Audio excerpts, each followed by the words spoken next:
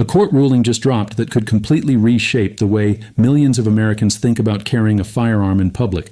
And if you currently have a gun permit, if you've ever applied for one, or if you've ever been denied one, what just happened could directly affect you. Because according to legal experts watching this case, the entire foundation of permit-based carry systems is now facing one of the most serious constitutional challenges it has ever seen.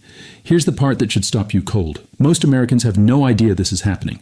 While mainstream headlines have been locked onto politics, elections, and celebrity drama, a federal courtroom battle with potentially massive implications for gun owners has been unfolding quietly behind the scenes, and now the consequences are starting to emerge in ways that cannot be ignored. What makes this ruling different from anything we've seen before is that the court didn't simply make a minor adjustment to an existing law. It didn't tweak a regulation or add a footnote to legal history. The decision struck at the very heart of a question that has divided lawmakers, judges, and constitutional scholars for decades. Can the government require permission before someone exercises a constitutional right? Not whether someone can own a firearm, not whether someone can pass a background check, but whether the government can force a citizen to seek approval before that right can be exercised outside the home. And the answer given by this court may have changed everything.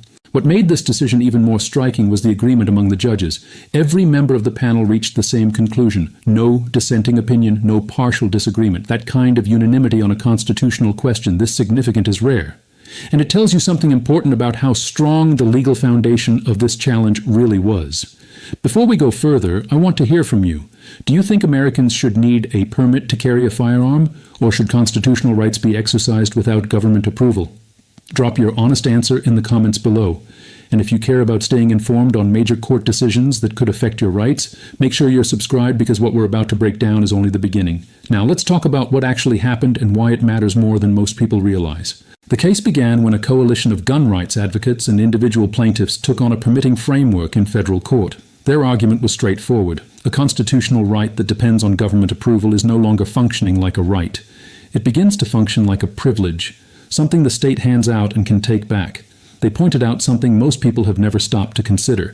Think about what it would mean if the government required a permit before you could speak freely in public, before you could publish your thoughts, before you could attend the church of your choice. The idea sounds absurd because it is. Yet that is precisely how many permitting systems have treated the Second Amendment for years. The government pushed back. State officials argued that permits promote public safety, maintain accountability, and create standards for responsible carry. For years, courts across the country wrestled with those competing arguments. But this ruling may have pushed the debate into an entirely new phase, because the judges didn't just focus on modern policy concerns. They focused heavily on history. Specifically, they examined whether similar restrictions existed when the Constitution was originally written and when the Second Amendment was adopted. That historical analysis has become increasingly important in constitutional cases following recent Supreme Court precedents. And according to this court, that history does not support the kind of multi-layered permitting bureaucracy that has become common in modern America. Most people assume gun permits have always been part of American life, but that assumption doesn't hold up under scrutiny. Permit systems as we know them today are largely modern creations. The court spent significant time examining whether historical traditions supported requiring ordinary law-abiding citizens to obtain government permission before carrying firearms for self-defense. And the conclusions reached by those judges are already creating ripple effects far beyond this single case. The majority opinion was clear. Modern permit regimes go far beyond anything the historical record supports. In practical terms, the government has been overreaching, and the court said that stops now. Here's what most commentators are skipping entirely. This ruling doesn't just change paperwork requirements. It fundamentally shifts where the burden of proof sits. Before this decision, the burden was on you. You filled out forms, you paid fees, you waited months, you hoped an official decided you deserved to exercise a right you were already born with. Now that burden moves, the government must show why you, specifically, should be restricted. That is a philosophical and legal transformation that will shape constitutional arguments for years to come. Now let's talk about what this actually means for everyday Americans, because this is the part most legal reporting skips completely. Let's say you are a law-abiding citizen with a clean record who simply wants the ability to carry a firearm for personal protection. Under many permitting systems, you would need to complete lengthy applications, submit to background checks, pay fees, attend required training courses, submit fingerprints, sometimes sit through interviews, and then wait. sometimes weeks, sometimes months. And in certain jurisdictions, officials had wide personal discretion to deny applications based on subjective judgments about whether your need was strong enough. That entire framework is now facing unprecedented legal pressure. And for millions of Americans, the daily reality around self-defense has shifted in a significant way. But here's what I need you to understand clearly before we go any further. This ruling does not mean you can carry a firearm anywhere, anytime, with no rules whatsoever. That claim is already spreading online, and it is completely false. The decision targets the permit requirement itself. It does not eliminate laws covering sensitive places. Federal buildings still have rules. Airports still have rules. Courthouses still have rules. Schools still have rules. Private property owners still retain rights regarding their own premises. What changed is who can carry, not a complete rewrite of where carrying is permitted. Keep that distinction sharp in your mind. Now let's walk through 3 real-world scenarios that legal experts, lawmakers, and gun owners are watching most closely right now, because this is where the consequences become personal. The first scenario involves states that have historically operated some of the strictest permit systems in the country. These are jurisdictions where obtaining a permit required extensive paperwork, long waiting periods, mandatory training courses with significant fees, fingerprinting, and final approval from government officials before a citizen could legally carry in public. Local authorities in some of these states had virtually unlimited discretion to deny applications. They could decide your need for self-defense simply wasn't compelling enough based on their personal judgment alone. That system is now effectively under direct constitutional attack. The ruling says the government cannot transform a fundamental right into something citizens must earn through a bureaucratic obstacle course. The burden has flipped. For millions living in these states, legal carry just became dramatically more accessible, at least in principle. In practice, how quickly that shift becomes real will depend on how state officials respond. And that is where things get complicated. The second scenario affects an even larger number of Americans. This involves states that issue permits more easily, the so-called shall-issue states. At first glance, many people assume those states have nothing to worry about. After all, if permits are relatively easy to get, what's the constitutional problem? But here is the distinction that very few commentators are explaining clearly. The court's analysis didn't focus on whether permits are hard or easy to obtain. It focused on whether permission should be required at all. That means even permit systems considered reasonable by most observers could face legal scrutiny going forward. Extra requirements like mandatory training fees, waiting periods, renewal processes, and fingerprinting are all now under serious legal pressure. You may still want quality training for your own safety, and responsible gun owners genuinely should pursue it, but the state cannot legally make that training a mandatory gatekeeper to your constitutional rights. Those are 2 very different things. The third scenario is the one creating the most uncertainty, and the one lawmakers are most concerned about right now: interstate travel. Millions of Americans cross state lines every year for work, family, recreation, and hunting. Historically, firearm laws have varied dramatically between states. A permit recognized in one jurisdiction might carry no weight in another. Rules that are perfectly legal 50 miles from home can become serious criminal violations just across a state line.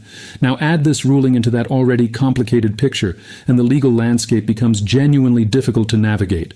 Some states will change their laws quickly. Others will resist and fight through legislation. Some courts will apply similar constitutional reasoning. Others will take a different path. The legal map for where you can carry is going to look very different 6 months from now than it does today. Never assume your current knowledge is still accurate. Research the specific laws for every state you plan to visit and stay connected to reliable sources that track these changes in real time. There is also a fourth dimension developing that most people are not yet talking about. Once this ruling becomes precedent, other federal circuits across the country will encounter similar cases. Lawsuits that have been stuck in legal limbo for years now have a clearer path forward. The momentum is building, and when legal momentum starts moving in one direction, it tends to pull other cases along with it. Legal observers are already asking what comes next. If permit requirements can be successfully challenged, what other firearm regulations might face scrutiny? Waiting periods for purchases, certain registration requirements, restrictions that treat law-abiding citizens as presumptively dangerous before any crime has occurred, all of these now sit on shakier legal ground than they did before this decision. We are watching the early stages of what could be the most significant shift in Second Amendment jurisprudence in a generation. But do not make the mistake of thinking the debate is over, not even close. State governments across the country are watching carefully, and they are already preparing responses. Lawmakers rarely accept defeat after a single court ruling. Instead, they look for alternative approaches, different wording, different requirements, different legal frameworks. The goal often remains the same, and courts are well aware of that pattern. Some states will move quickly to replace old permit systems with new requirements under different names, calling them safety certifications or public wellness measures or any language that might survive a new legal challenge. Courts are already primed to look through that kind of repackaging. Expect a wave of new lawsuits challenging any replacement systems that function as de facto permission slips, regardless of what they are called. Now let's clear up the misinformation spreading online, because some of what people are sharing right now is incomplete, misleading, or outright wrong. The first myth is that this ruling instantly applies with full force to all 50 states. That is not accurate. The decision directly binds states within the specific federal circuit's jurisdiction. Other parts of the country feel the impact through precedent and shifting legal momentum, but the immediate legal effect is strongest where the court has direct authority.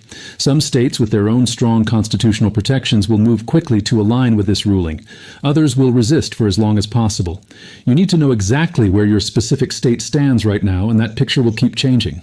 The second myth is that existing permits are now worthless and should be thrown away. That advice is premature and potentially dangerous.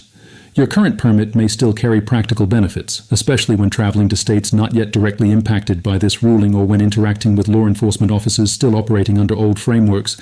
In some jurisdictions, a permit continues to serve as valid documentation or opens doors where reciprocity agreements still exist. Keep your permit. Understand its current value in your specific location. Do not make impulsive decisions based on social media posts. The third myth may be the most dangerous of all. Some people are claiming this means the legal fight is finished. In reality, the legal battle may only be entering its most intense phase. Appeals are expected. Emergency stays may be requested. New legislation is already being drafted. Constitutional cases almost never end with a single ruling. Instead, they evolve through a series of decisions, responses, and counter-challenges that can take years to fully resolve. The first major decision usually starts a much larger national conversation rather than ending one. The fourth myth is that this ruling only matters to people who already own or carry firearms. That misses something important. At its core, this debate is asking a much broader constitutional question.